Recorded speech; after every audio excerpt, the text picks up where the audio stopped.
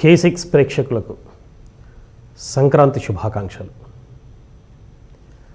సంక్రాంతి పండగ అంటే అందరికీ సంతోషమే. చిన్నపిల్లల నుండి పెద్దవాళ్ళ దాకా అందరూ హాయిగా జరుపుకునే పండగ, ఆనందంగా జరుపుకునే పండగ. సూర్యుడు మకర రాశిలో ప్రవేశించడం అంటే ఉత్తరాయణ పుణ్యకాలం ప్రారంభం కావడం. ఇప్పుడు అన్నీ పుణ్యతిథులే. మంచి కార్యక్రమాలు శ్రీకారం చుట్టడానికి సంక్రాంతిని మించిన ముహూర్తం లేదు. ముఖ్యంగా మనందరికీ బువ్వ పెట్టే రైతన్నకు ఎంతో సంతోషం కలిగించే పండగ సంక్రాంతి. పచ్చని పైర్లు ఇన్ని రోజులు మనకు కళ్ళ విందు చేస్తే అన్నదాత ఇంట గాదెల నిండా ధాన్యం సంపదలాగా, సాక్షాత్తు లక్ష్మీదేవిలాగా శోభిస్తుంది. ఇక ఈ పండగ మగువలకు మరింతో ఇష్టం. మగువల సృజనాత్మకత వంటింటి నుంచి ఇంటి వాకిలికి సుతారంగా ప్రవహించే సమయం సంక్రాంతి. చక్కని రుచికరమైన వంటలతో ఇంటిల్లిపాదికి ఆరోగ్యాన్ని అందించే మహిళామణులు సంక్రాంతి వచ్చిందంటే చాలు తమ సృజనాత్మకతకు పదును పెట్టి ముంగిళ్ళన్నింటినీ రంగవల్లులతో అద్భుతంగా వర్ణమయ శోభితం చేస్తారు. మన ప్రజాకవి గోరేటి వెంకన్న గారు అన్నట్టు మహిళలు వేసిన ఆ ముగ్గుల్ని చూసి ఆకాశంలోని చుక్కలన్నీ పక్కకు తప్పుకుంటాయి. మరి ఆ రంగవల్లుల సృష్టిలో బిజీగా ఉన్నటువంటి మహిళలందరికీ సంక్రాంతి పర్వదినాన ప్రత్యేక శుభాకాంక్షలు. ఇక పిల్లల సందడికైతే అంతే ఉండదు. వాళ్ళిప్పుడు వాళ్ళ అడుగులు భూమి మీద ఉంటాయి కానీ వాళ్ళ మనసులన్నీ ఆకాశంలోనే ఉంటాయి. ప్రతి పతంగికి జీవం పోస్తారు పిల్లలు. దారం కట్టి దారం తోడుగా ఎగిరిన పతంగి వాళ్లకు తెలియకుండానే ఆ పిల్లలకు జీవితాన్ని నేర్పుతుంది. దారం ఆధారంగా పతంగి ఏ విధంగా ఎగురుతుందో ఈ సమాజం ఆధారంగా మనిషి ఎదగాలన్న సందేశాన్ని పిల్లలు నేర్చుకుంటారు. ఇక ఇది చలికాలం. చలిలో వెచ్చదనం అంటే భోగి మంటలే కాదు, చలిలో వెచ్చదనాన్ని, జీవితాంతం ఆరోగ్యాన్ని ఇచ్చేటటువంటి నువ్వుల ఉండలు తినేటటువంటి ఒక పసందైన పండుగ ఈ సంక్రాంతి. నువ్వుల ఉండలు, నువ్వుల పోలేలు నోటిని రసప్లావితం చేయడమే కాదు, మంచి ఆరోగ్యాన్ని ఇస్తాయి. శరీరంలో ఉన్నటువంటి చలువను తీసేసి మంచి వెచ్చదనాన్ని కూడా కలిగిస్తాయి. మరి ఇన్ని ఆరోగ్య రహస్యాలను, ఇన్ని ఆనంద రహస్యాలను కలబోసినటువంటి ఈ సంక్రాంతి పండుగ సందర్భంగా K6 5 కవిమిత్రుల్ని స్టూడియోకి ఆహ్వానించి సంక్రాంతి సింగిడి అనేటటువంటి ఈ చక్కని కార్యక్రమాన్ని నిర్వహిస్తున్నది. ఈ సంక్రాంతి సింగిడిలో పాల్గొంటున్నారు సహ కవిమిత్రులు జి నరసింహస్వామి గారు. వీరు వృత్తిరీత్యా బ్యాంకు మేనేజర్గా పనిచేస్తూ ప్రవృత్తిరీత్యా పదునైన కవిత్వాన్ని రాస్తూ తెలంగాణ సాహితీ వినీలంపై ఒక తారలా మెరిసిపోతున్నారు. మంచి కవిత్వానికి, గాఢత నిండిన కవిత్వానికి, శిల్పం మూర్తిభవించిన కవిత్వానికి వారు ఎదురులేని ప్రతీక. వారు నరసింహస్వామి గారికి స్వాగతం పలుకుతున్నాం. అట్లాగే నరాల సుధాకర్ గారు మరో కవిమిత్రుడు, తెలంగాణ రచయితల సంఘం జిల్లా అధ్యక్షునిగా సాహితీ సేవ చేస్తున్నారు. నేను అనే కవితా సంపుటితో అందరికీ సుప్రసిద్ధులు. త్వరలో నేను 2 అనే కావ్యంతో మన ముందుకు రాబోతున్నారు. సందర్భోచితమైనటువంటి కవిత్వాన్ని రాయడమే కాకుండా సామాజిక దృక్పథాన్ని, ఆధ్యాత్మిక నివేదనను కవిత్వంలో కలిసి కవిత్వాన్ని నిర్మించేటటువంటి కవి నరాల సుధాకర్. ఆయన ఇందూరు సాహిత్యానికి ఒక వరం లాంటి వారు. నరాల సుధాకర్ గారికి కూడా ఈ కార్యక్రమానికి ఆహ్వానం పలుకుతున్నాం. అట్లాగే మరో కవిమిత్రులు దారం గంగాధర్ గారు, నిజామాబాద్ జిల్లాకు చెందినటువంటి సీనియర్ కవి. వారు కవిత్వమే కాదు కథలు బాగా రాస్తారు. ఇటీవలే వారి కథా సంపుటి కూడా విడుదలై సాహితీ ప్రియులను అలరిస్తున్నది. అలాగే సంక్రాంతి అనగానే పతంగి దారం గుర్తొచ్చినట్టు మరి ఈ కవి సమ్మేళనానికి ఆధారభూతుడుగా దారం గంగాధర్ గారు వారికి స్వాగతం పలుకుతున్నాం. అట్లాగే మరో కవి మిత్రుడు తిరుమల శ్రీనివాస్ ఆర్య. ఒక విలక్షణమైన కవిత్వానికి, వ్యంగ్యాత్మకమైనటువంటి కవిత్వానికి, మినీ కవిత్వానికి ఒక చిరునామాగా తిరుమల శ్రీనివాస్ ఆర్య నిలబడుతున్నారు. ముఖ్యంగా ఆర్య సమాజ్ భావజాలంతో, వైదిక భావజాలంతో స్వామి దయానంద సరస్వతి బోధనలను కవిత్వం ద్వారా సమాజంలో ప్రసరింపజేస్తున్నటువంటి కవిమిత్రుడు తిరుమల శ్రీనివాసార్య. వారికి కూడా ఈ సందర్భంగా మనం వారికి ఆహ్వానం పలుకుతున్నాం. కవి సమ్మేళనం అంటే ఒక కవితను ఆలపించడం అనేది మనకు ఆనవాయితీగా వస్తూ ఉంది. కానీ ఈ సంక్రాంతి సింగిడి కవి సమ్మేళనంలో కవి సంక్రాంతి గురించి తనలో ఉన్నటువంటి అనేకమైనటువంటి ఆలోచనలు కవిత్వం రూపంలోనే కాకుండా మాటల రూపంలో చెబుతారు. సంక్రాంతి గురించి ఒక నిర్వచనాన్ని ఇస్తారు. తనకు తోచినటువంటి నిర్వచనాన్ని, తన అనుభవంలోంచి వచ్చినటువంటి నిర్వచనాన్ని ఇస్తారు. సంక్రాంతి గురించి మాట్లాడతారు. తర్వాత వారి కవిత్వంతో మనలందరినీ అలరిస్తారు. మొదట ఈ కవిత్వాన్ని మనం తిరుమల శ్రీనివాస్ ఆర్య గారితో ప్రారంభించుకుందాం. శ్రీనివాస్ గారు, మీరు సాహిత్యంలో చాలా విలక్షణంగా రాణిస్తున్నారు. వైదిక భావాలను పుణికిపుచ్చుకున్నటువంటి మీరు వేదాలను కూడా అధ్యయనం చేసినటువంటి పండిత గోపదేవ శాస్త్రి శిష్యులుగా మీరు సుప్రసిద్ధులు. మరి వైదిక సాహిత్యంలో సంక్రాంతికి ఉన్నటువంటి ప్రాధాన్యం ఏంటో వివరించి మీ కవిత్వాన్ని వినిపించాల్సిందిగా మరి మా ప్రేక్షకులందరి పక్షాన మిమ్మల్ని కోరుతున్నాం. సంక్రాంతి అనగానే మిత్రమా మనకు గుర్తొచ్చేది కేవలం పరమాన్నం తినమే పర్వం అనుకుంటున్న రోజులు. ఇది కేవలం సంక్రాంతి అనగానే పరమాన్నం తిని పర్వం అనుకుంటున్న రోజులు ఇవి. పరమాత్మతత్వం తెలుసుకుంటేనే నిజమైనటువంటి పర్వానికి ఒక సార్థకత ఉంటుంది. దీనికి పరమార్థిక తత్వాన్ని తెలుసుకున్నప్పుడే ఆధ్యాత్మిక అర్థాన్ని కూడా జోడించాల్సిన అవసరం ఉంది. ప్రతి పర్వంలో పరమేశ్వర తత్వాన్ని ఆపాదించుకొని పర్వం యొక్క ముఖ్య ఉద్దేశం నిజంగా చెప్పాలంటే పండుగలు మనకు 4 ఉన్నాయి. ముఖ్యమైన పండుగలు. ఒకటి వైశ్య వర్ణానికి సంబంధించిన వ్యాపారస్తుల పండుగ దీపావళి. రెండవది వర్తకులకు సంబంధించినంత దీపావళి పండుగ మనం జరుపుకుంటున్నాము. క్షత్రియ లక్షణం గల వాళ్ళకు దసరా పండుగ. అదేవిధంగా ఇక ఇది కర్షకుల పండుగ. ఇది చెప్పాలంటే రైతులకు, ఎందుకంటే సేద్యం పండిస్తూ ఈరోజు మన నవసేద్యంతో చేస్తున్నటువంటి పండుగ ఇది రైతుల పండుగ చెప్పుకోవచ్చు. ఇది కార్మికులకు, కర్షకులకు అందరికీ ఇది పండుగ మనం భావించవచ్చు. ఇక 4వది మనం హోలీకోత్సవం కూడా చేసుకుంటాం. అది అందరి పండుగ. దాన్ని కూడా మనం శూద్రులు అని అంటారు, కానీ వాస్తవంగా సేవకులుగా పండుగ అని చెప్పుకోవచ్చు మనం అందరం. ఇది 4 వర్ణాలకు 4 పండుగలు అనాది నుంచి వస్తున్నటువంటి పరంపర ఇది. అయితే మకర సంక్రాంతి అంటే నిజంగా చెప్పాలంటే మకరం మనిషిలో ఉన్నటువంటి అహంకారానికి ఒక ప్రతీక. అది మకరం. ఆ మనిషిలో ఉన్నటువంటి అహంకారం అనే మెడలు వంచినప్పుడే మనిషికి నిజమైనటువంటి క్రాంతి అది అందరి జీవితాల్లో సంక్రాంతి వస్తున్నప్పుడే. భోగి అనగానే మనం అంటాం, అసలు నిజంగా మనం భోగి అనగానే అంటే భోగికి మనం అర్థం చెప్పుకుంటాం భోగాన్ని తగ్గించడం. ఆ పండుగ మౌలిక అర్థం ఏంటంటే ఆధ్యాత్మిక అర్థాలు భోగాన్ని తగ్గించి మనం యోగం వైపు మరల్చడమే, అంటే వెలుగు వైపు వెళ్ళడం. అందుకే మనం భోగి మంటల ద్వారా మనం ఏం చేస్తాం, అన్ని మనం అగ్నిలో మనం ఆవుతి ఇచ్చేస్తాం. అది తమసోమ జ్యోతిర్గమయ అన్నట్టు, అమృతంగమయ అన్నట్టు మనం భోగికి ఆ శబ్దానికి అర్థం మనం భోగాన్ని వదులుకొని మనం యోగం వైపు నడవడమే ఈ యొక్క భోగికి ఒక సార్థకత. అదే ఈరోజు ఏమైపోయిందంటే పండగ పర్వంలో అసలు నిజంగా పండగ మహత్యాన్ని మర్చిపోయారు. పతంగలి అంటే కొత్తంగి వేసుకొని పతంగి ఎత్తిస్తేనే పండగ కాదు. ఆ పతంగికి దారం ఎంత అవసరమో ఆధారభూతిని తెలుసుకోవడం కూడా అంతే అవసరం. అలాంటి ఆధారభూతుడు అయినటువంటి పరమేశ్వర తత్వమే ఈ యొక్క సంక్రాంతి లక్షణాన్ని కూడా తెలుసుకున్నప్పుడే మనం సాధన సాధించగలుగుతాం.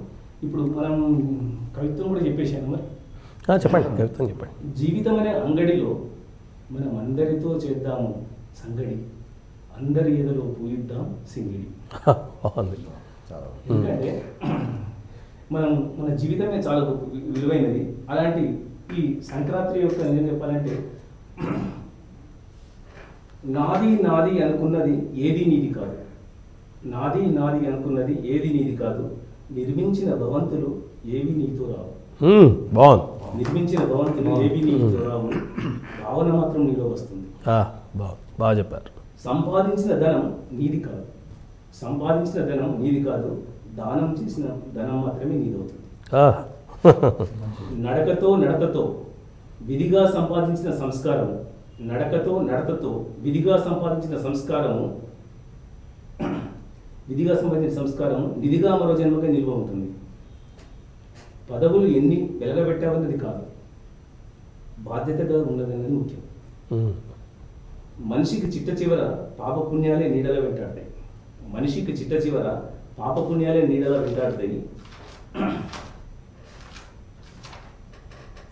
మన వెంట ఉండే మన శరీరం మనది కాదండి. మన శరీరమే మనది కాదు. బాగుంది. సంపాదించిన ధనం సద్వినియోగం చేయి. పరుల బువ్వలో నీళ్లు పోసి తరతరాలుగా దండని ధనం కూడా పెడితే అది దొంగ సొత్తే అవుతుంది. మానవ జన్మ ఎత్తిన వాడల్లా ప్రతివాడు మనిషి కాదు. పాపపుణ్యాల జ్ఞానమనే మలి జన్మ ఎత్తిన వాడి నిక్కమైన మనిషి. ఇదండి నా కవితకు స్వస్తి చెప్తున్నాను. K6 ఛానల్ని వీక్షిస్తున్నటువంటి హిందూ ప్రజలందరికీ మరోసారి ఈ మకర సంక్రాంతి శుభాకాంక్షలు తెలియజేస్తున్నాను. ఓం. శ్రీనివాస్ గారు చాలా బాగా చెప్పారు. భవంతులు తమ వెంట రావని, అసలు నిజమైన ధనం అంటే దానం చేసిందే నిజమైన ధనం అవుతుందని, తర్వాత మనిషి వ్యక్తిత్వమే ఆ మనిషి లేకున్నా ఈ భూమిపైన నిలిచిపోతుందని చాలా చక్కని మాటలు చెప్పారు. కవిత్వం అనేది ఎలా ఉండాలి అని అంటే, కవిత్వం అనేది ఒక దివిటీలాగా ఉండాలి. అది మనకు దారి చూపాలి, మనతో ఉన్న వాళ్ళందరికీ దారి చూపాలి. మంచి కవిత్వాన్ని రాస్తున్నారు. త్వరలోనే మీ కవితలన్నీ కూడా ఒక మంచి పుస్తకంలా కూడా రావాలని, అప్పుడు ఇందూరు సాహిత్యానికి ఒక మరో సంక్రాంతి పండుగ వస్తుందని కోరుకుంటూ, తర్వాత మనం మరో కవి గారి ప్రవచనాలని విందాం. దారం గంగాధర్ గారు. నమస్కారం సార్. గంగాధర్ సార్, మీరు చాలా సీనియర్, మా అందరికీ కూడా చాలా ఆదర్శనీయమైనటువంటి వారు, మార్గదర్శి మీరు. ముఖ్యంగా ఈ గత అనేక సంవత్సరాలుగా మీరు ఈ సంక్రాంతి పండగను గమనిస్తూనే ఉన్నారు. స్వయంగా మీరు రైతు కూడా కాబట్టి సంక్రాంతిని చాలా సంబరంగా, తర్వాత వైవిధ్యంగా ఎన్నో రకాలుగా ఎన్నో సంక్రాంతులను చూశారు మీరు. అయితే సంక్రాంతికి అనేక రకాలైనటువంటి మార్పులను కూడా మీరు చూస్తున్నారు. తర్వాత ఇంకోటి ఏంటంటే, ఈ సాంకేతిక పరిజ్ఞానం పెరుగుతూ వస్తున్నది. తర్వాత మనిషి చాలా బిజీ అయిపోతున్నాడు కాబట్టి పండగను ఆస్వాదించలేకపోతున్నాడు. పండగను చూస్తున్నాడు, ఏదో టీవీలో సినిమా చూసినట్టు పండుగను చూస్తున్నాడు కానీ ఆస్వాదించలేకపోతున్నాడు. ఉదాహరణకి పండగ అంటే మనం పిండి వంటలు చేసుకోవాలి, కానీ ఇప్పుడు చాలామంది కూడా పిండి వంటలు చేసుకోవడం అనేది మర్చిపోయి ఏం చేస్తున్నారంటే, మార్కెట్లో లభించేటటువంటి, అంటే అందరూ అని కాదు, కొంత శాతం, చాలా పెరిగారు శాతం, మార్కెట్లో నుంచి సకినాలు తీసుకొచ్చుకుంటున్నారు. చాలా రకరకాలుగా. అట్లాగే కొన్ని విపరీత ధోరణులు కూడా వస్తున్నాయి. ఒకప్పుడు పతంగుల పండుగ అంటే ఎంతో హ్యాపీ, మాంజాలు తయారు చేస్తుంటిమి, పతంగులు కూడా తయారు చేస్తుంటిమి, కన్నెలు గడుతుంటిమి, మంచిగా దాబాల మీదనో మైదానంలో ఎక్కి ఎగిరేస్తుంటిమి, కీంచికాట్ అంటుంటిమి, డీల్ అంటుంటిమి, ఒక అద్భుతమైనటువంటి ఆనందాన్ని పొందేవాళ్ళం. కానీ ఇప్పుడు ఏం జరుగుతుందంటే, చైనా మాంజాలు ఒకటి ప్రవేశించినాయి. చైనా మాంజాలు ప్రవేశించి ఆ పతంగి ఎక్కించాలంటే యుద్ధానికి పోయే సైనికుడు ఎట్లా తయారైపోవాలనో పతంగి ఎక్కేయడానికి అట్లా వాల్సినటువంటి పరిస్థితి వచ్చింది. చేతులకి గ్లౌజులు వేసుకొని, కళ్ళకు గగుల్స్ పెట్టుకొని పతంగులు ఎగిరేస్తున్నారు. కానీ ఈ చైనా మాంజాల వల్ల ఏం జరుగుతుంది అంటే, ఆకాశంలో విహరించేటటువంటి పక్షులు సపోజ్ ఆ దారానికి తగిలినాయనుకో అవి గాయపడుతున్నాయి. మజా లేదు పతంగులు. ఇప్పుడు కోడి పందాల్లాగా అయిపోయినాయి పతంగుల పందాలు కూడా. కత్తిలు బట్టి కోళ్ళని ఏ విధంగానైతే రంగంలోకి దించుతున్నారో, ఈ చైనా మాంజలు కట్టి పతంగులను రంగంలోకి దించుతున్నారు. ఇటువంటి విపరీత ధోరణులు కూడా వచ్చినాయి. అయితే మీ అనుభవంలో వచ్చినటువంటి సంక్రాంతులు, ఇప్పుడు ఉన్నటువంటి విపరీత ధోరణులకు మీరు సమాధానం, అంటే ఈ సమస్యలకు పరిష్కారం మీరు ఏం చెప్పగలుగుతారో మాటలు మా ప్రేక్షకులందరికీ చెప్పి, అలాగే మీ పసందైన కవిత్వాన్ని కూడా వినిపించాలని కోరుతున్నాను. ఉభయ తెలుగు రాష్ట్రాల నా సోదర సోదరిమణులందరికీ కూడాను సంక్రాంతి శుభాకాంక్షలు. వాస్తవంగా నాకున్న అనుభవం ప్రకారంగా ఇప్పుడు నా వయసు 70 దాటింది. దాదాపు 60 సంవత్సరాల నుంచి గ్రామీణ ప్రాంతం నుంచి పట్టణ ప్రాంతం వరకు ఉన్నటువంటి అనుభవాల ప్రకారంగా ఆనాడు సంక్రాంతి అంటే ముఖ్యంగా మన తెలంగాణ రాష్ట్ర ప్రజలు దీని ఒక కీడు దినంగా ఆలోచించేవారు. ఈ సంక్రాంతి సందర్భంలో సూర్యుడు మకర రాశిలోకి పోతున్నాడు అంటే అదొక సంధ్యా కార్యక్రమంగా, అది సూర్యుడికి బాధకరమైనటువంటి గడియలుగా ఆలోచించి ఆనాడు మన పూర్వీకులు తమకున్నటువంటి పరిజ్ఞానంతో పౌరహిత్యం కానివ్వండి లేదా చారిత్రాత్మకమైన అంశాల పరంగా కానివ్వండి దీన్ని ఒక కీడు దినాలుగా, ఈ సమయాల్లో ఈ దినాల్లో ఎటు వెళ్ళకూడదని, అందరితో సౌమ్యంగా ఉండాలని, ఎందుకంటే మనకు దినకరుడే దిక్సూచి, సూర్యుడు లేని జగమే లేదు. ఆది మానవుడు కూడాను ముందుగా సూర్యుడినే ఆరాధించి ఆ తర్వాత అనేకమైనటువంటి మతాలు దేవతలు పుట్టుకొచ్చారే తప్ప అందరికీ ముందుగా సూర్యుడే ఆది దేవుడు. ఆ దేవునికి కష్టాలు వస్తున్నాయి కాబట్టి మనకు కూడా కష్టాలు అనేటువంటి భావన కలిగించేవాడు. ఇక రైతు పరంగా ఆలోచించినప్పుడు రైతు తను నమ్మేది కేవలం ఒక ఎద్దుల జతనే. తను భూమిని నమ్ముతూ ఎద్దుల జత ద్వారానే తన పంటకు ప్రాధాన్యత ఇచ్చేవాడు. నా చిన్నతనంలో మా ఊరికి గోదావరి చాలా దగ్గరలో ఉండేది, 2 కిలోమీటర్లే. ఈ సంక్రాంతి నాడు పూర్తిగా తెల్లవారుజామునే మేమందరం గోదావరికి వెళ్ళేవాళ్ళం. అక్కడ ఇంత నీటి నిలబడి ఉండడం కానీ లేకపోతే నీటి నిల్వలు కానీ కనబడేవి కావు, అన్నీ ఇసుక తెన్నెలే. ఆ ఇసుక తెన్నెల మీద మేము ఒక ఆకారాన్ని, మొసలిని లేకపోతే ఎద్దు ఆకారాన్ని నిర్మింపజేసి చేళ్లలో పండేటువంటి దోసకాయలు, వంకాయలు, టమాటాలతోని ఆకారాలు తయారు చేసి వాటికి పూజలు చేసేవాళ్ళు. ఎద్దులను కూడా ఆ రోజు ఎడ్ల పొలం అమావాస్య నాడు ఏ విధంగా అయితే పవిత్రంగా వాటిని కడిగి వాటికి పూజలు చేస్తారో ఆ తీరుగా వాటిని కూడా తీసుకొచ్చేసి అక్కడ వాటికి మంచి పూజలు చేసి వాటికి నైవేద్యం చూపించేవాళ్ళు. ఇది మా చిన్నతనంలో సంగతి చెప్తున్నాను. అలాగే చిన్నపిల్లలకి అందరికి కూడాను రేగుపళ్ళతో, చెరుకు బుగ్గలతో, జీడి పళ్ళతో వారికి అందరికి కూడాను అభిషేకంలాగా చేసేవాళ్ళు. అవి బోడి పనులు. వాటిని దేవుని ఆశీర్వాదాలుగా ఆలోచించేసి ఆ కింద పడినటువంటి ఆ రేగుపళ్ళు కానీ ఇతరత్ర కానీ ఎవరిని ముట్టనిచ్చేవాళ్ళు కాదు. వాటిని పవిత్రంగా భావించి వాటిని తొక్కకుండా, వాటిని ముట్టకుండా వాటిని మళ్ళీ తీసి ఎక్కడో పక్కన పారేసేవాళ్ళు. సో ఇలాంటి పవిత్రత ఈనాడు కనిపించడం లేదు.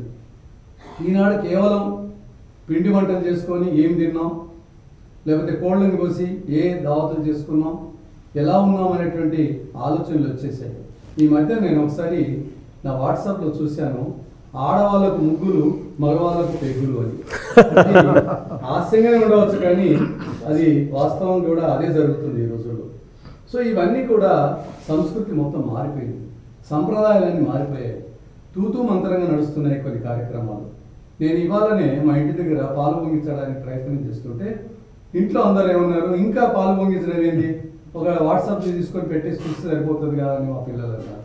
కాదమ్మా, వాస్తవంగా మనం అందులో ఉన్నటువంటి పవిత్రతను మనం అనుభవించినప్పుడే మనకు దాని విలువ కనబడుతుందని చెప్పి పాలు పొంగించడం జరిగింది. పాలు పొంగించడాలనుకుంటే కూడా ఇనుప పాత్రలు అంటే స్టీల్ పాత్రలు ఉపయోగిస్తున్నారు తప్ప ముందు మట్టి పాత్రలు ఉండేవి. చిన్న చక్కటి పాత్ర తీసుకొచ్చేసి దాంట్లో పాలు పోసి, ఎందుకంటే పాడి పరిశ్రమ ఎక్కువ ఉండేది ఇళ్లలో, ఆ ఇంటి పాలను తీసుకొచ్చేసి వాటిలో పోసి వేడి చేసి ఎక్కడ వైపు పాలు పొంగితే దాని ప్రత్యేకత ఏమిటని పురోహితులు చెప్పేవాళ్ళు. ఉత్తరం వైపా, తూర్పు వైపా, పడమర వైపా, దక్షిణ వైపా, ఒక్కొక్క దిశకు ఒక పవిత్రతని చెప్పి మన అందరినీ కూడాను ఆ విధమైన నమ్మకాలతో ముందుకు నడిపించేవాళ్ళు. సో ఇలాంటి కార్యక్రమాలన్నీ వెళ్ళిపోయాయి. పిండి వంటలు చేయడానికి కూడా ఒక వారం రోజుల ముందు ఆ వాళ్ళందరూ కూడాను ఒకచోట కమ్మలక్కలు కూడి ఒకచోట చేరి ఒకరికొకరికి సహకారం అందించుకొని అనేక రకాల తీపి వంటలు, అనేక రకాల కొత్త కొత్త రుచుల్ని చూపించేవాళ్ళు. అవి దాదాపు ఈ మాసమంతా తిని ఎంతో ఆనందపడేవాళ్ళు. ముఖ్యంగా రైతు కుటుంబానికి మాత్రం ఇవి చాలా శక్తిని, పుష్టినిచ్చేవి. ఎందుకంటే నువ్వులు, బెల్లం మనకి ఇప్పటికి కూడా సైన్స్ చెప్తుంది, నువ్వులు బెల్లము, నువ్వులు పచ్చి కొబ్బరి, నువ్వులు పల్లి పలుకులు అంటే వేరుశనగకాయల పలుకులు, ఇవి కలిపి తింటే మనిషికి పుష్టి వస్తుందని. సో అలాంటి పుష్టికరమైనటువంటి ఆహారాలు మనకు దొరికేవి. ఇప్పుడు అది కాలేదు, ఎవరికి పనికి తీరిక లేదు, ఎవరికి చేసేటువంటి ఆలోచన లేవు, ఓపిక లేదు. అందరూ పని అనేటువంటి ఆతృతతో వేగంతో ముందుకెళ్తున్నారే తప్ప ఆనాటి సంప్రదాయాలు కానివ్వండి, ఆనాటి సంస్కృతి కానీ కనిపించడం లేదు. ఈ మనం చేసుకున్నటువంటి 3 రోజుల్లో మొదట సంక్రాంతి, తర్వాత భోగి, తర్వాత కనుమ, ఈ 3 కూడాను పవిత్రమైనటువంటి దినాలే. ఈ 3 రోజుల్లో సామాన్యంగా మనకు కూడా ఈ 3 రోజుల్ని మన తెలంగాణ ఆచార ప్రకారంగా పుట్టిన బిడ్డ 3 రోజుల తర్వాతనే పురుడు అనేటువంటి కార్యక్రమం చేస్తారు. అంటే 3 రోజుల వరకు సరైన ఆరోగ్యంగా ఉండి బతికి ఉంటేనే ఆ పిల్లకి ఆ కార్యక్రమం చేద్దాం అనేటువంటి ఆలోచన. ఇది కూడా 3 రోజుల వరకు సూర్యుడు చాలా బాధతో చాలా కష్టాలతో ఉంటాడు కాబట్టి 3 రోజుల తర్వాతనే ఈ కనుమ ఏదైతుందో పండగలాగా చేసుకుందాం, లేదా హాయిగా ఎంజాయ్ ఉండటానికి మనకు తెలిసినటువంటి మాధ్యమాలు ఏవైతున్నాయో వాటి ద్వారా ఎంజాయ్ చేయడం అనేది ఆనాటి నుంచి వస్తున్నటువంటి కార్యక్రమాలు. కాకపోతే ఈరోజు ప్రతిరోజు పండగ, ప్రతిరోజు అనేకమైనటువంటి కార్యక్రమాలే. అందుకని వీటికి విలువ లేకుండా పోయింది. ఆ విలువలన్నీ కాపాడాలంటే మనలాంటి వాళ్ళు కొంతమంది సాహిత్యవేత్తలు కానీ, లేకపోతే విద్యావేత్తలు కానీ, ఆనాడు ఉన్నటువంటి పెద్దలు కానీ ఈ సంపద సంస్కృతి మనకు అందరికి అందించాలంటే కొన్ని కార్యక్రమాలు ముందు చేపట్టాలి. దాని ద్వారా మన వాళ్ళందరికీ మన పండుగల యొక్క ప్రాముఖ్యత తెలుస్తుంది. అలాంటి కార్యక్రమాలు చేపట్టే వాళ్ళు చాలా కరువైపోయారు. పై మెరుగులకే వెళ్ళే వాళ్ళు ఎక్కువైపోయారు. దానికోసం మన K6 ఈరోజు ఈ కార్యక్రమం చేపట్టి ఒక విధంగా చెప్పాలంటే ఒక మంచి కార్యక్రమం చేపట్టిందని చెప్పవచ్చు. వారికి సందర్భంగా నా శుభాభివందనలు మరియు ధన్యవాదాలు తెలుపుకుంటున్నాను. సో అలాగే ఇక ఈ గాలిపటాలు ఎగిరివేతలు అంటున్నారు. గాలిపటాలు ఎగిరివేతలు ఆ రోజు చిన్న ఇండ్లు, చాలా విశాలమైనటువంటి వీధులు ఉండేవి, లేదా ఒక గ్రౌండ్ పెద్దగా ఉండేది. అక్కడికి వెళ్ళి అందరు కలిసి ఒక గమ్మత్తైనటువంటి ఆనందం కోసం ఎగిరేసే గాలిపటాలు ఈరోజు ఇరుకైన వీధులు అయిపోయాయి, మైదానాలు లేకుండా అయిపోయి, దాబాల బంగ్లాలు అయిపోయి, ఎన్నో అంతస్తులవి. వాటి మీద ఉండి వాడు ఉంటాడా, ఆ గాలిపటాన్ని చూసి పడిపోతాడా అనేటువంటి పరిస్థితులు వచ్చేసాయి. దీంతో గాలిపటాలు ఎగిరేసే ఆనందం కన్నా వాటి వల్ల జరిగేటువంటి నష్టాలు ఎక్కువ అని నేను భావిస్తున్నాను. దానికి తోడు ఒక పతంగాన్ని డీల్ చేసి దాన్ని కట్ చేయాలంటే దానికి సరైనటువంటి దారం ఉపయోగించాలనేటువంటి ఆలోచనతో ప్రాణాలు తీసేటువంటి దారాల్ని, ముఖ్యంగా చైనా లాంటి దేశాలు దిగుమతి చేస్తున్నటువంటి దారాలను ఉపయోగించేసి వాటిని ఎంజాయ్ చేస్తున్నారు. కానీ ఆకాశంలో ఎగిరేటువంటి విహాంగాలన్నీ కూడా పాపం వాటికి తెలియక వాటి బారిన పడి అవి అనేకమైనటువంటి మృత్యుకు దారితీస్తున్నాయి. ఇది దాదాపు సాధ్యమైనంత వరకు తగ్గించడం బాగుంటుందని నేను ఆలోచిస్తున్నాను. ఇకపోతే నాకు ఇచ్చినటువంటి అవకాశాన్ని ఈనాడు కాలం మారిందా మనమే మారేమా అనేటువంటి ఒక చిన్న కవితను తీసుకొని మీ ముందుకు వస్తున్నాను. కాలం మారిందా మనుషులే మారారా, నాడు అద్దెకు దొరికేవి నివాసానికి ఇండ్లు, సవారికి బండ్లు, నేడు దొరుకుతాయట సంసారానికి భార్యలు, కడనడానికి తల్లులు. ఆ మధ్యన నేను చదివాను, మధ్యప్రదేశ్లో భార్యల్ని అద్దెకు తీస్తున్నారు. సో ఇలాంటి విచిత్రాలు. కాలం మారిందా మరి మనుషులే మారారు. నాడు క్రమం తప్పిన సంసారం అక్రమం అనే లెక్క, కానీ సుప్రీంకోర్టు ఇచ్చింది అక్రమమైన సక్రమమైన. సో ఇలాంటి నాడు క్రమం తప్పిన సంసారం అక్రమానికి అనే లెక్క, నేడు ఆ అక్రమంతా సక్రమమని సర్దుకోవడమే బహుచక్క. నాడు పెళ్ళి కార్యముఖ మహాకృతం అనేవాడు, నేడు అదొక తంతే తూతూ మంత్రం అంట. నాడు ఆలుమగలు అనురాగంతో కనే సంతాన యోగం అనేవాళ్ళు, నేడు ఆ కలయిక లేకనే క్లోనింగ్ సంతానమే యోగమట. నాడు దంపతులు విడిపోతే మహాపాపం అనేవాళ్ళు, నేడు ఉంటే ఉండవచ్చు, లేదంటే విడిపోవచ్చు హాయిగా. నాడు నిలిచిన బాంధవ్యాలు వెలిసిపోయే రోజులు వచ్చే, నేడు అక్రమ సంబంధాల బహుస్వేచ్ఛ బంధానాలు వచ్చాయి. వావి వరసలు మృగ్యమాయే, మనిషి తత్వం మారిపోయాయి. అసలు ఎటుపోతుంది మానవత్వం, అసలు ఏమైపోతుంది మానవతత్వం? అసలు కాలం మారిందా, మనుషులే మారారా? ఏమీ పాలుపోని స్థితి, మరి ఇంకేదో అంతుపట్టని గతి. అందుకే కాలం మారిందా, మనుషులు ఏమైనా మారారా? Thank you. కాలం దాని సహజగుణం, అది ప్రవహిస్తూ ఉంటుంది, మనల్ని తనతో పాటు తీసుకుపోతూ ఉంటుంది.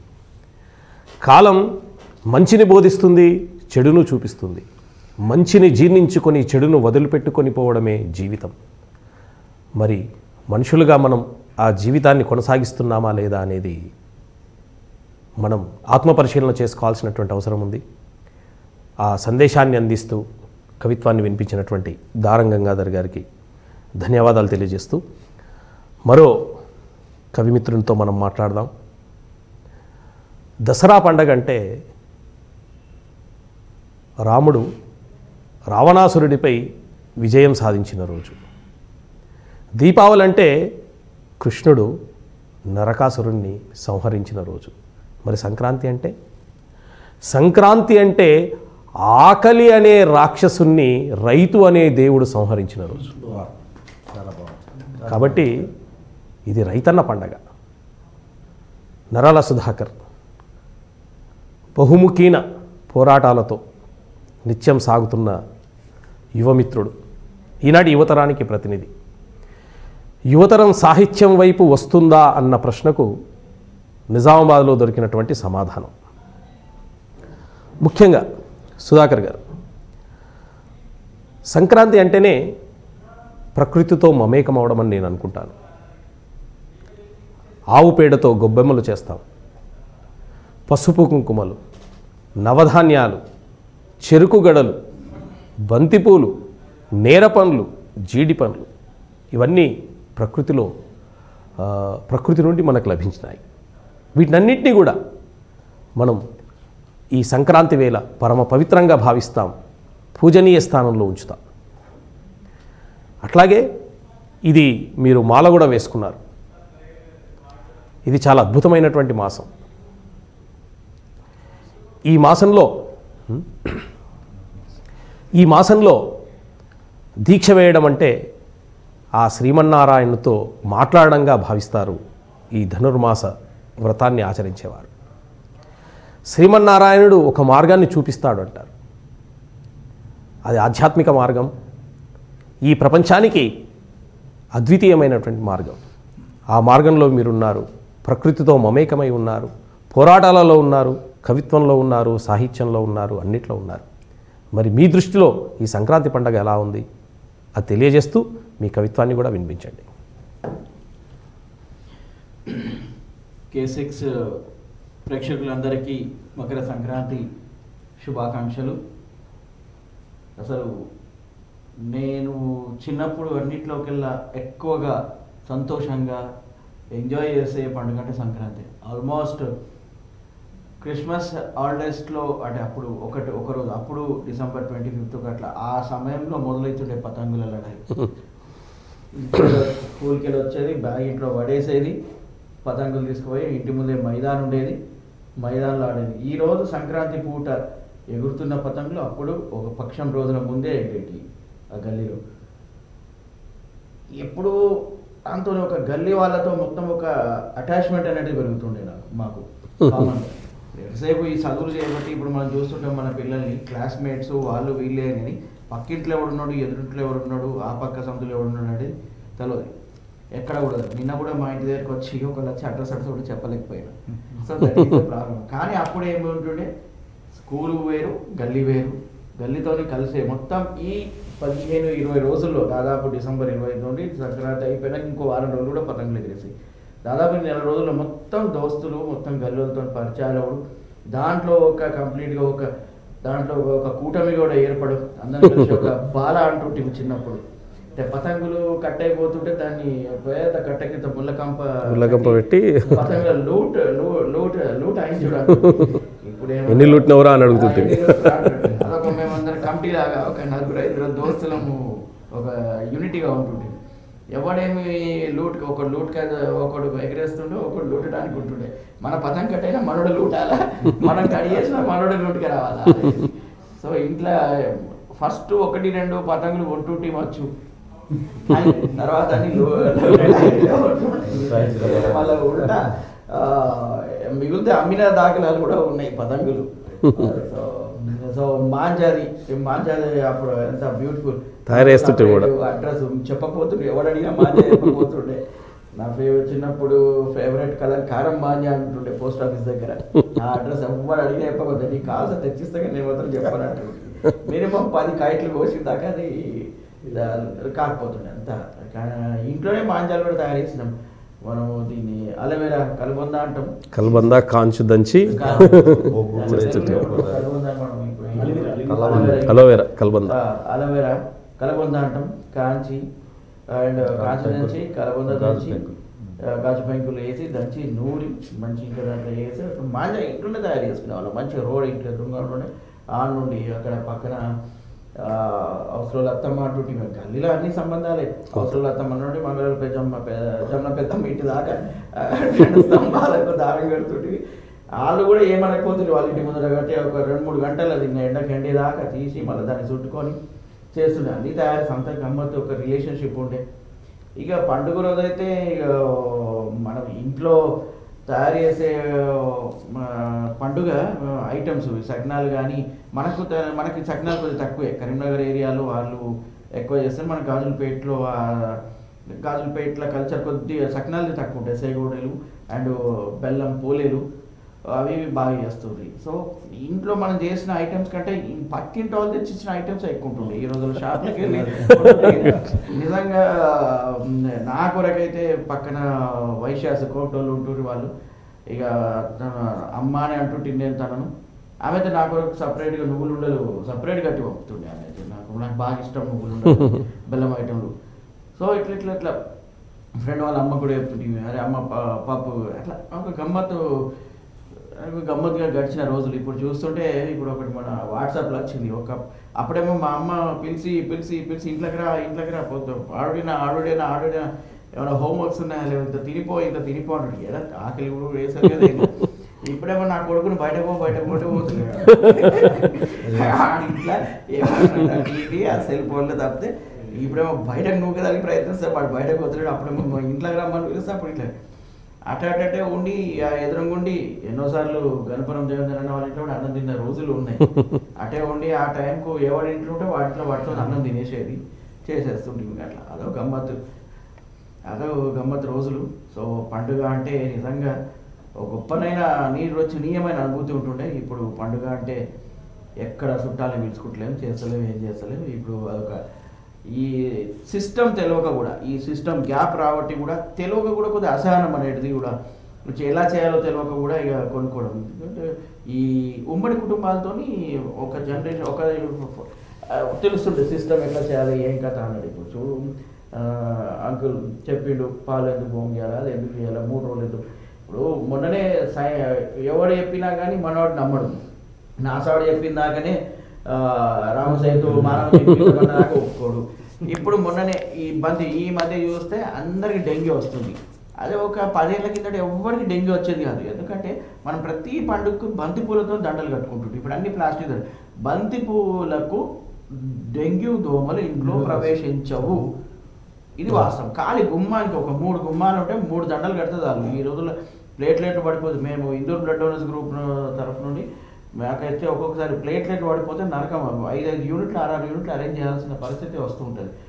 ఒకప్పుడు 10 ఏళ్ల కింద డెంగ్యూ అనేది పేరే వెళ్ళలేదు. మేము అసలు డెంగ్యూ అనేది లేదు. ఎప్పుడైతే ప్లాస్టిక్ ప్రవేశించి బుద్ధబంతులు దూరం అయిపోయినాయో అప్పటి నుంచి డెంగ్యూ ప్రవేశించింది. మళ్ళీ ఇంకోటి మనం ఇవన్నీ సిస్టమ్ ఎంత బ్యూటిఫుల్ సిస్టమ్ అంటే ఆవు పేడతోటి అలుకు చల్లితే పాములు తేళ్ళు జర్రులు లాంటివి రావు. ఆవు పేడ ఎక్కడైతే ఉంటుందో అక్కడ రాదు. ఎందుకంటే అక్కడ చల్లిన దగ్గర ఇక్కడ మనుషుల నివాసం అని దానికి తెలుసు. చల్లిన దగ్గర దాన్ని అట్టుకుని రాదు. ఇట్లా కంప్లీట్ అప్పుడు అడవిలో ఉన్నా ఇళ్ళకి పాములు వచ్చేవి కాదు. ఇప్పుడు పబ్లిక్ మధ్యలో ఇళ్ళకి పాములు వస్తున్నాయి. సో ఇది ఈ రోజుల్లో మనం చూస్తున్నాం. సో ప్రతి పండుగను ఇంకా నిజమే ఈ K6 ఛానల్ వాళ్ళు ఈ కార్యక్రమంతో ఇంకా మనం సమాచారం ఇచ్చేయడం ఇదే కేవలం దీని కాకుండా ఇంకా ప్రతి పండుగ కూడా ప్రతి పండుగ ఒకటి సేమ్ పండుగ రోజు కాకుండా ఒకటి 2 రోజుల ముందు ఇటువంటి కార్యక్రమాలు చేసుకుంటే ప్రతి పండుగ దాని యొక్క గొప్పతనం ఏంటి, ఏ విధంగా చేసుకోవాలి ఏంటి అనేది లాంటివి చెప్తే మనం కనీసం మన భావి తరాలు అందించిన పెద్ద ఆస్తి ఈరోజు మన కల్చర్, దాన్ని మనం అందించగలుగుతాం మనం. ఎందుకంటే నిజంగా మనం కొన్ని దేశాలు చూస్తుంటాం ప్రపంచంలో, కేవలం ఇటలీయో ఏదో ఉంది దేశము, కేవలం 10 ఏళ్ళు పరిపాలించారట బ్రిటిష్. వాళ్ళ భాష, యాస, కట్టు అన్నీ మొత్తం మారిపోయినారు. ఇటలీనో ఇంకేదో దేశం ఉంది ప్రపంచంలో 10 ఏళ్ళు, కానీ ఇక్కడ మనకు 800 ఏళ్ళు పరాయి వాళ్ళు పరిపాలించినా కానీ మన ఎక్కడ కూడా మనుషులు మారకపోవడానికి కారణం ప్రజల గొప్పతనం సంస్కృతి ఏమంటేది. ఇప్పుడు ఆ 800 ఏళ్ళు కాలే కానీ ఈ 80 ఏళ్ళలో ఎక్కువ నుక్సాన్ అయిపోయింది. సో ఇక ముందు కాకుండా ఉండాలి. ఎందుకంటే ప్రపంచానికి ఎంతో అందించిన దేశం భారతదేశం. ఈరోజు చూస్తుంటే అందరూ కూడా మళ్ళీ భారతదేశం వైపు చూస్తున్న సమయంలో మనం వేరే వాళ్ళకి చూడడం కరెక్ట్ కాదు. సో ఈ కల్చర్ను మనం కాపాడుకోవాల్సిన అవసరం ఉన్నది, ప్రతి అది చేసుకోవాల్సిన అవసరం ఉంది. కాబట్టి సో మరొకసారి అందరికీ కూడా సంక్రాంతి పండుగ శుభాకాంక్షలు తెలుపుతూ, అయితే ధనుర్మాస దీక్షలో ఉన్నారు కాబట్టి ధనుర్మాస ప్రాధాన్యతను కూడా కొంచెం వివరిస్తే. ధనుర్మాసంలో కంప్లీట్గా మనం చూస్తుంటే మన అండాల తల్లి గోదాదేవి ఈ నెల రోజులు తను మొత్తం కృష్ణుడిని రోజుకొక పారుషం, జస్ట్ ఒక్క పారుషంతో 30 రోజులు చేసి ఆ స్వామివారిని ఆ పారుషం రాస్తూ స్వామివారిని పొందిన దినం. సో భగవంతుని పొందాలంటే దీనికి మించిన మాసం లేదనేది మనకు ఉంటుంది. నిష్టగా లేచి సూర్యోదయానికి ముందు లేచి చల్లితో స్నానం చేసి స్వామివారిని కొలిసి తెలిసి ఆ పాశురాలను చదువుతూ చేస్తూ ఉంటే స్వామివారికి మనం దగ్గర అవుతాం. స్వామివారిని మిగతా 11 నెలలు ఒకెత్తు, ఈ ధనుర్మాసం అనేది ఒకెత్తు. ఈ స్వామివారు జల్దీ మన మాట వింటాడు అనేది ఒకటి ఉన్నది. కాబట్టి ధనుర్మాసం ఇది కంప్లీట్గా స్టాండర్డ్ డేట్స్ వస్తాయి. ఎందుకంటే మన ఇది సూర్యకాలం ప్రకారం ఉంటుంది. డిసెంబర్ 16కి వచ్చి జనవరి 14 గోదాదేవి కళ్యాణం భోగితో ముగిస్తుంది. సో దీంట్లో కూడా ఎన్నో మనము అన్ని నియమ ఉంటాం, బ్రహ్మచర్యంతో ఉంటాము. కటిక నేరికపై పడుకోవడం, ఉదయాన్నే చల్లనీటి స్నానం, సాయంత్రం చల్లనీటి స్నానం, 2 పూటల భగవంతుడి నామధ్యానం, 1 పూట తింటూ ఉపవాసం ఉండడము. అంటే కంప్లీట్ అన్నం తింటప్పుడు కూడా ఆయన నామస్మరణ చేస్తాం. స్నానం చేసేటప్పుడు చల్ల నీళ్ళు పోసుకుంటేప్పుడు 2-3 సార్లు ఆయన నామస్మరిస్తే పోసుకుంటే ధైర్యం వస్తుంది. ఇంత చలిలో 7 degrees చలిలో కూడా చల్లనీళ్ళు స్నానం చేయగలుగుతున్నామంటే ఆయన పైన నమ్మకే. వెళ్ళిపోతాం ఆయనకి. అంటే మొన్న ఒకటి ఏంటంటే మొన్న ఒక సుబ్బారావు స్వామి ఒక మాట చెప్పిండు, మనకు మోక్షం రావాలంటే గోవింద నామం, నారాయణ నామం నోట్లోనే, మనం ఆ దేవుడి నామం నోట్లోనే ఎప్పుడు వాళ్ళు వేస్తూ ఉండాలి. అంటే ఒక శిష్యుడు వచ్చి అడిగిందట, స్వామి ఏ సమయంలో బెస్ట్ ఆ దేవుడి నామస్మరణ చేస్తే బాగుంటుంది అంటే, అప్పుడు దానికి సమాధానం చెప్పిందట, ఈ శ్వాస ఎప్పుడు పోతుందో తెలియదు, కాబట్టి ఈ శ్వాస ఎప్పుడు ఆగుతుందో తెలియదు, ఆగే ముందు చివరి పలుకు మాత్రం ఆ గోవిందనామం, ఆ నారాయణుడు మాత్రం రావాలంటే మనం నిరంతరం నామస్మరణ చేస్తూ ఉండాలి. ఈ సమయంలో చేస్తే మనం ఆ నామ స్మరణ అలవాటు అయిపోతూ ఉంటుంది. ఇప్పుడు నేను కామన్గానే నేనే చూస్తూ ఉంటాను. ఇప్పుడు ఈ నెల రోజుల్లో కూడా అప్పుడప్పుడు మామూలుగా వేరు ఉన్నా కానీ గోవిందనామాలు నోట్లో తిరుగుతూనే ఉంటాయి.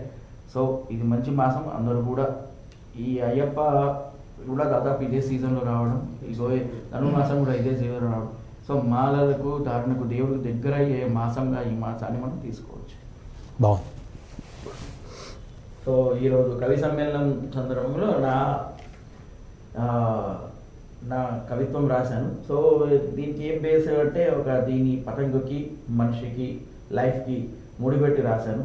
మనిషి లోపల ఎన్ని భావాలు ఉన్నా ఏమున్నా కానీ మనం చాలా మంచి ఆలోచిస్తామచ్చు, కానీ 10 మందికి చెప్తేనే మన గురించి తెలుస్తాం.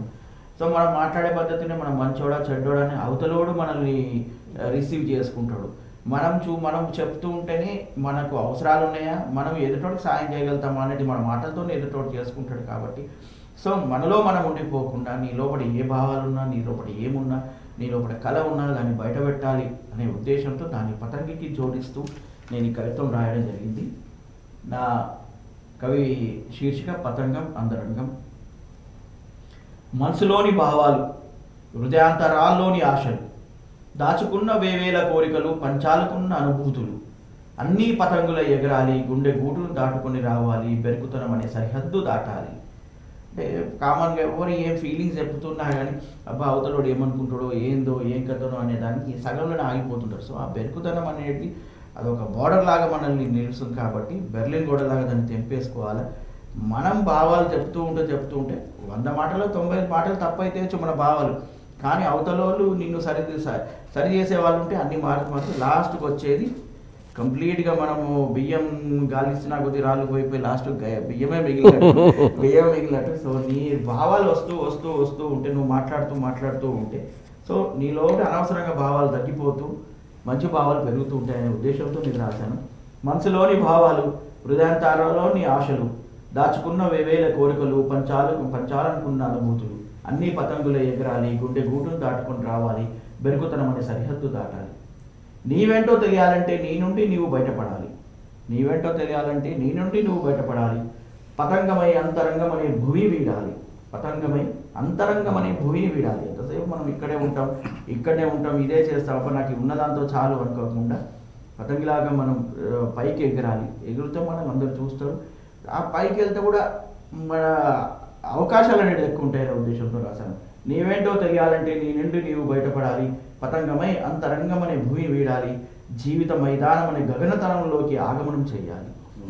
నిజమైన మైదానం అక్కడ ఉంది, బయట నువ్వు ఇక్కడే ఉన్నావు, నువ్వు ఒకటి లిమిట్ చేసుకోవద్దు. ఈరోజు చూసుకుంటే రాకేష్ రోషన్ అంటే అంతరిక్షంలోకి పోయారు, కల్పన చావ్లా అంతరిక్షంలోకి పోయారు, వాళ్ళు భూమిని దాటిరు, ఆకాశాన్ని దాటిరు, అంతరిక్షానికి పోయారు. సో ఆకాశమే హద్దు కాదు, అంతరిక్షమే హద్దులాగా మారిపోయింది ఈరోజు.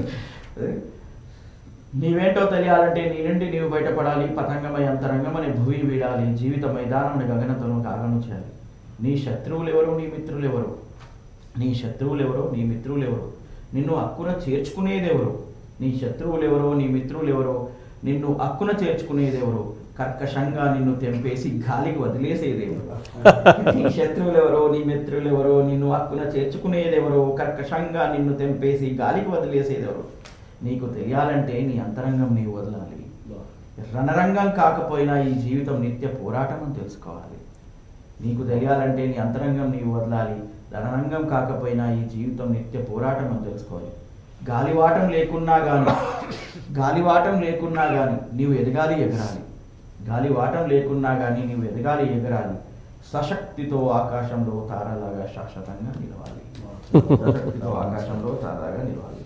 సో గాలి మనం చూస్తున్నాం. చిన్నప్పుడు నేను పతంగి ఎగిరేసులో బాగా ఎక్స్పర్ట్ ఉండేటిని. గాలి లేకున్నా జట్కాలు అంటున్నా, ఇప్పుడు అన్ని మాటలు యాదకొస్తున్నాయి మర్చిపోయారు. జట్కాలు కొట్టి దాన్ని పైకి పంపుతుంటుంది. అది ఎట్టి పరిస్థితి ఎవరికైనా పక్కలకి ఎగరకపోయి నాకు ఎక్కిస్తుండే, చేతులు వస్తుండే. సో గాలివాటం లేకుండా మన స్వశక్తితో మనం పైకి రావాలనే దాంతో జీవితాన్ని పతంగిని ముడిపెట్టి రాసిన ఈ కవిత. Thank you. పతంగం యొక్క అంతరంగాన్ని, పతంగి ఎగరవేయడంలో అంతరార్థాన్ని అనుభవాలతో జోడించి మంచి కవిత్వాన్ని వినిపించారు నరాల సుధాకర్. సంక్రాంతి ఒక సామ్రాజ్యం అయితే ఆ సామ్రాజ్యానికి అనేక రూపాలు. సరదాల సంక్రాంతికి రాజులు బాలబాలికలు. సరసాల సంక్రాంతికి యువకులు రారాజులు సామ్రాజ్ఞులు.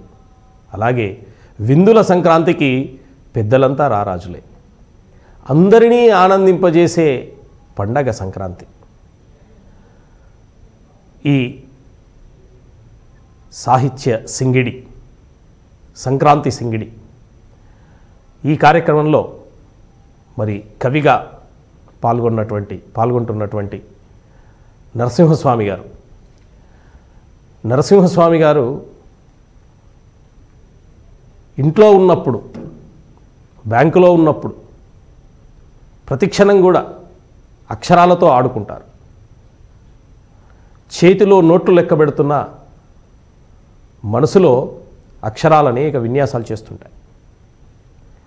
వాటినన్నిటినీ గట్టిగా పట్టుకొని పేపర్ మీద పెట్టే వరకు నిద్రపోని పట్టువదలని విక్రమార్కుడు మా నరసింహస్వామి గారు. ఆయన కవిత్వం రాశాడు అంటే ఆ కవిత్వం సాహిత్యానికి ఒక ఆభరణం అవుతుంది. ఒక పూలవనంలో మనమంతా తిరిగి బయటకు వచ్చిన తర్వాత ఆ పూల వాసన మనల్ని వదిలి ఏ విధంగా పోదో కొంతసేపటి వరకు, స్వామిగారి కవిత్వం విన్న తర్వాత చాలాసేపటి వరకు ఆ కవిత్వం మనల్ని వెంటాడుతూనే ఉంటుంది. అందుకే ఆయన విసిరిన ప్రతి కవిత్వం, ప్రతి కవిత ఒక అవార్డుతో వెనక్కి వస్తుంది. సంక్రాంతికి దానికి అన్వయిస్తే మనం పతంగులు ఎగురవేస్తాం, పేంచి వేసి పతంగిని కట్ చేస్తాం. కట్ చేసిన తర్వాత మళ్ళీ ఆ పతంగితో కట్ అయిన పతంగిని మళ్ళీ జత చేసి దాన్ని మనం ఆ రెండో పతంగిని మన పతంగితో పాటు కిందికి తెచ్చుకుంటాం. అట్లా స్వామిగారి కవిత్వం అవార్డులతో తిరిగి వస్తుంది, మనల్ని మురిపిస్తుంది. అయితే ఇక్కడ ఈ సంక్రాంతి పండగని మనం దీనికి అన్వయించినప్పుడు తెలంగాణలో సంక్రాంతికి ముందు దినాలను కీడు దినాలు అంటుంటాం. అట్లాగే ఆంధ్రాలో చూస్తే సంక్రాంతికి కొత్తల్లులను పిలుస్తారు. మన దగ్గరనేమో దీపావళి పండుగ పిలుచుకుంటాం కొత్తల్లులని. అయితే సాహిత్యం చాలా, కొత్తల్లుల చుట్టూ సాహిత్యం చాలా తిరిగింది. సంక్రాంతి పండగ ఆంధ్రాలో చాలా వైభవంగా చేస్తారు. కోళ్ళ పందాలు ఒక వైవిధ్యంగా చేస్తారు వాళ్ళు. తెలంగాణకు ఆంధ్రాకు వైరుధ్యం ఉంది అని చెప్పడానికి సంక్రాంతి పండుగ కూడా ఉపయోగపడింది మనకు ఉద్యమంలో. సంక్రాంతిని మేము ఇట్లా చేసుకుంటాం, మీరు అట్లా చేసుకుంటారు. అయితే ఏది చూసినా కవి దృష్టిలో మాత్రం సంక్రాంతి రైతుదే, కవి దృష్టిలో మాత్రం సంక్రాంతి ఆనందాన్ని ఇచ్చేదే. మరి స్వామి గారు మీ దృష్టిలో సంక్రాంతిని ఏ విధంగా చూస్తున్నారు, కవిత్వంలో ఏ విధంగా ఆవిష్కరిస్తారో మరి మా ప్రేక్షకులు ఎదురు చూస్తున్నారు. ముందుగా ఈ కార్యక్రమాన్ని వీక్షిస్తున్న K6 ప్రేక్షకులందరికీ సంక్రాంతి శుభాభినందనలు, శుభాకాంక్షలు. సంక్రాంతి అనేది మన భూగోళానికి సంబంధించినంత వరకు కూడా సూర్యునికి భూమి ఎట్లా ఉపగ్రహము, సూర్యుడికి భూమికి ఉన్న అనుబంధాన్ని ఈరోజు కొంచెం డైవర్ట్ చేస్తుంది. ఎందుకంటే నిన్నటి వరకు సూర్యుడు దక్షిణాయనం అంటే దక్షిణం గోళంకు ఆధారంగా చేసుకొని సూర్యుడు ప్రకాశిస్తాడు. అంటే భూమి అనేది దక్షిణ అక్షాంశంతో సూర్యునికి దగ్గర అవుతుంది. ఈ రోజు నుంచి ఉత్తరాయణం అంటారు. ఉత్తరాయణం అనేది పుణ్యకాలం. ఇప్పుడు మన ఆధ్యాత్మిక గ్రంథాలు మహాభారతాన్ని చూసుకుంటే అందులో భీష్ముడికి ఇచ్ఛామరణ శక్తి ఉంది. ఇచ్ఛామరణ శక్తి అంటే వాళ్ళ తండ్రి భీష్మ ప్రతిజ్ఞ చేసినప్పుడు ఒక వరం ఇస్తాడు. నువ్వు ఏ రోజు కావాలనుకుంటే, ఏ క్షణం కావాలనుకుంటే ఆ క్షణం నువ్వు చనిపోయేటటువంటి వరం ఇస్తాను అంటాడు.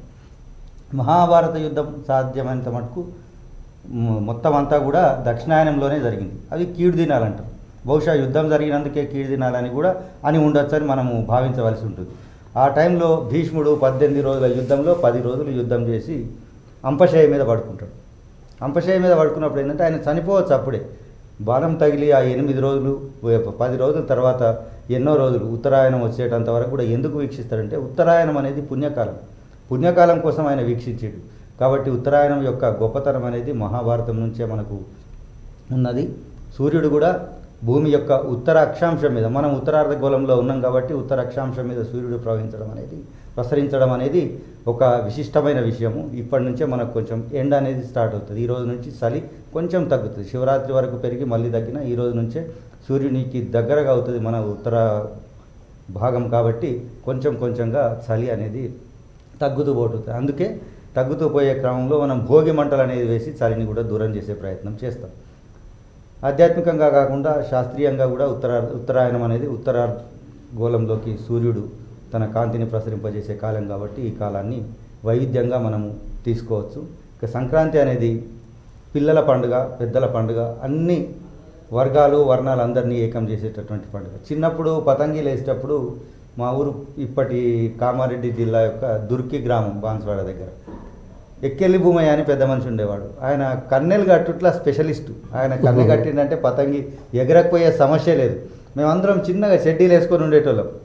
అప్పుడు మా నాన్న టైలరింగ్ వర్క్ పని చేసేవాడు. ఇంట్లో దారం రీళ్ళు బాగుంటుండే. ఇంకోటి మాంజా కూడా తయారు చేస్తుండే. ఇప్పుడు సుధాకర్ గారు చెప్పినట్టు గాజు పెంకలన్నీ దంచి ఈ లై కలిపి దాన్ని ఇంకా అవన్నీ కలిపి మేము ఆయనకి ఇస్తే ఆయన మాంజాకు పూసి మాకు మాంజా తయారు చేసి ఇస్తుండే, కన్నె కట్టిస్తుండే. దానికోసం ఒక గంట సేపు పతంగి ఎగిరేసుడు కూడా బంద్ చేసి ఆయన దగ్గర లైన్లో నిలబడుతుంటాం పోరగాళ్ళం అందరం. అంటే ఒక పతంగి ఎగిరేయడం అనేది ఆధ్యాత్మికంగా చూసినా తిరుమల శ్రీనివాస్ గారు చెప్పినట్టు ఎంతో గొప్ప విశిష్టతను కలిగి ఉంటుంది. మన జీవితం యొక్క కోరికలన్నీ ఆకాశంలో ఎగిరినప్పటికి కూడా దారం అనే ఆధారంతో మన జీవితాన్ని భూమి మీదనే నిలిపి ఉంచుకోవాలి, ఇక్కడే ఉండాలి. భూమి మీద కాళ్ళు అనేటి మనిషి ఎంత ఎత్తెదిగినా కాళ్ళు భూమి మీదనే ఉండాలంటారు. ఢిల్లీకి రాదైనా తల్లికి కొడుకే అంటారు. ఇటువంటి సామెతలన్నీ కూడా మన జీవన విధానంలోంచే వచ్చినాయి. కాబట్టి వీటన్నిటికీ ప్రతీకగా సంక్రాంతిని మనం తీసుకుంటాం. ఈ సంక్రాంతి రోజు ఎన్నో విశిష్టమైన పనులు జరుగుతాయి, అందరికీ గుర్తుంటాయి. ఇంతకుముందు పూర్వకాలం మేము చిన్నగా ఉన్నప్పుడు సంక్రాంతికి వచ్చే సినిమాలన్నీ కూడా రైతుకు సంబంధించినటువంటి ఇతివృత్తాలతోనే వచ్చేటి. ఈ రోజుల్లో అన్ని వివిధమైనటువంటి విపరీత ధోరణి, ఎవరి ఫ్యాక్షన్, ఎవరి ఆలోచన ధోరణి ప్రకారం వాళ్ళు వస్తున్నారు. కానీ రైతు యొక్క సంక్రాంతి అనేది చాలా ముఖ్యమైన విషయం. ఎందుకంటే ఈ సంక్రాంతి పండగకి ప్రతి ఇంట్లోకి ప్రతి పొలం నుంచి వచ్చే పంట అంతా ఇంట్లో చేరి ఉంటుంది. కొంతవరకు డబ్బులు కూడా వచ్చి ఉంటాయి. కాబట్టి రైతు ద్వారా డబ్బులు రావడం అనేది అన్ని వర్ణాలు వర్గాలు, ఇప్పుడు ప్రతి పని చేసేవాడికి ఏదో పని ఉండాలి. కాబట్టి ఏదో ఒక వస్తువు కొనడం, ఇప్పుడు ఇంట్లో పలానా అప్పలు చేద్దామంటే ఒక పిండి కొనాలి, లేకుంటే ఇంకేదో కొనాలి, ఇంకేదో వస్తువు కొనాలి. అవి ఇవి కొనడం వల్ల కూడా ఈ డబ్బు డిస్ట్రిబ్యూట్ అవుతుంటుంది సమాజంలోని అన్ని వర్గాలకు. డిస్ట్రిబ్యూట్ కావడం కోసం కూడా ఈ పండుగలు అనేటివి హైందవ సాంప్రదాయం నుంచి వస్తున్నాయి. ప్రతి సంప్రదాయంలో పండుగలు ఉన్నప్పటికీ మన సంప్రదాయాల్లో ఎక్కువ ఉన్నాయి. ఎక్కువ అంటే చాలా కాలం అందరితో కలిసిమెలిసి ఉండడం కోసం ఈ పండుగల్ని ఒక ఆధారభూతంగా చేసుకొని మన వాళ్ళు ఈ పండుగల్ని సమయానుకూలంగా కాలానుగుణంగా పండుగలని పేరు పెట్టి వాటికి ఒక విశిష్టతను ప్రజానీకంలోకి ప్రజాబాహుల్యంలోకి వెళ్ళేలా చేశారు. మళ్ళీ ఇక నా కవిత విషయానికి వస్తే ఈరోజు సంక్రాంతి మీద ఒక కవిత రాశాను. పేరు సంక్రాంతి. సంక్రాంతి అంటే సరదాలతో ఆటలాడి సంపద్వంతం చేసేది. ఇండ్ల ముందు ముగ్గులన్నీ కలిసి ఇరుగు పొరుగుల దోస్తీని నిరంతరం చేసేది. కొత్త అల్లుళ్ళు ఇండ్లకొస్తే కొసరి వడ్డించేది. భోగి పండ్లను పిల్లల నెత్తిపై పోసి భోగభాగ్యాలకు మూలమయ్యేది. తెగిన పతంగి నాదంటే నాదని కొట్లాడుకున్న పొరగాళ్లను ఇండ్లలకు రాగానే కూడికూర తినిపించి ఒక్కటి చేసేది. తెగిన పతంగి నాదంటే నాదని కొట్లాడుకున్న పొరగాళ్లను ఇండ్లలకు రాగానే కోడికూర తినిపించి ఒక్కటి చేసేది. భోగి మంటల్లో వైరాలన్నీ కాలిపోయేవి. నువ్వులు బెల్లాన్ని చలి పులిపై యుద్ధం కోసం అందరికీ పంచి 100 ఏళ్ల నిత్యానుబంధాలకు దారి చూపుతూ దగ్గర చేసేది. నువ్వులు బెల్లాన్ని చలి పులిపై యుద్ధం కోసం అందరికీ పంచి 100 ఏళ్ల నిత్యానుబంధాలకు దారి చూపుతూ దగ్గర చేసేది. పండగంటే 10 మందితో కలిసి చేసుకునేది. పండగంటే 10 మందితో కలిసి చేసుకునేది. పండగంటే 10 ఊర్లను దగ్గర చేసేది. పండగంటే 10 తరాలను పరిచయం చేసేది. పండగంటే అందరినీ నీ దగ్గరకు తీసుకునేది. పండగంటే వసుదైక కుటుంబమై ప్రపంచానికి మార్గదర్శనం చేసేది. K6 వీక్షకులకు మరొకసారి సంక్రాంతి శుభాకాంక్షలతో నమస్తే. సంక్రాంతి పండుగ అంతరార్థాన్ని, అనుబంధ బాంధవ్యాలను ఏ విధంగా సంక్రాంతి పెంచుతుందో మంచి గాఢత నిండిన కవిత్వాన్ని మనకు అందించారు స్వామి గారు. వారికి ధన్యవాదాలు. ఇక కార్యక్రమంలో చివరగా నా కవిత వినిపిస్తాను. కవితా శీర్షిక అసలైన సంక్రాంతి. భోగభాగ్యాల భోగి, సిరి సంపదల సంక్రాంతి, కమనీయ రంగుల కనుమ.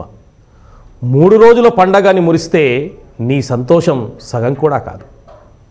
3 రోజుల పండగని మురిస్తే నీ సంతోషం సగం కూడా కాదు.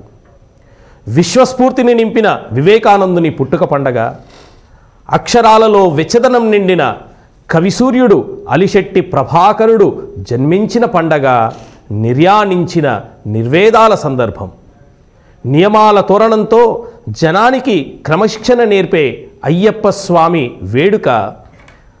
ఇవన్నీ సంక్రాంతి పండగలోని పరిమళాల పుష్పాలే. ఇవన్నీ సంక్రాంతి పండుగ దండలోని పరిమళాల పుష్పాలే. గాదెల నిండా పంటలే కాదు, హృదయాల నిండా సంతృప్తి తోడైతేనే సంక్రాంతి. నింగిలో పతంగుల ప్రవాహమే కాదు, నిజ జీవితంలో నీతి ప్రవాహమే సంక్రాంతి. నవధాన్యాలతో పూజలే కాదు, నవ ఆవిష్కరణల నజరానాయే సంక్రాంతి. కోర్టు తీర్పుల అమలే కాదు, మనసు ప్రవచించే తీర్పు ఆచరణయే సంక్రాంతి. చెరుకు గడల తీపి మాటల్లో, నేరగాయల జిగురు ప్రేమలో, జీడి పండ్ల ఔషధం చేతల్లో, పురివిప్పినప్పుడు మనిషే ఒక సంక్రాంతి. కవిత్వాన్ని కీర్తి కోసం కన్నా ఆర్తితో రాసే కవియే సంక్రాంతి. కవిత్వమే కాదు, వ్యక్తిత్వంతో ప్రకాశించడమే సంక్రాంతి. ఎన్నికల రంగంలో గెలిపే కాదు ప్రజల జీవితంలో మేలుమలిపే సంక్రాంతి. గంగిరెద్దుల ఘనమైన యాత్ర, హరిదాసుల ఆధ్యాత్మిక గాత్రధార, రైతన్న శ్రమజీవన సౌందర్య ఫలం. భూమి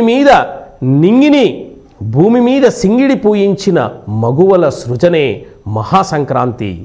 తెలంగాణ తల్లి ఆశీర్వచన ధార మనందరికీ ఘనమైన సంక్రాంతి, అసలైన సంక్రాంతి.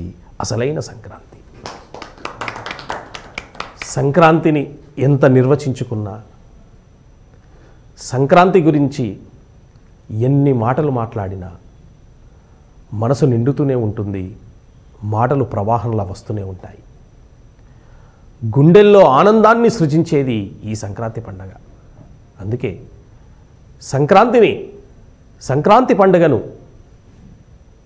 ఒక మహద్భాగ్యంగా, ప్రజలందరికీ ఇష్టపూర్వకమైన పండగగా భావించి K6 ఒక అద్భుతమైనటువంటి ఈ సంక్రాంతి సందర్భంగా సంక్రాంతి సింగిడి అనేటటువంటి ఈ సాహితీ కార్యక్రమాన్ని రూపొందించి మమ్మల్ని ఆహ్వానించి మీతో ఈ ముచ్చట్లు పెట్టుకునేటటువంటి గొప్ప అవకాశాన్ని కల్పించినందుకు శతతః ధన్యవాదాలు తెలియజేస్తూ, ఇది నేటి సంక్రాంతి సింగిడి కవి సమ్మేళనం. మళ్ళీ మరో కార్యక్రమంలో కలుద్దాం. చూస్తూనే ఉండండి మీ ప్రియమైన K6.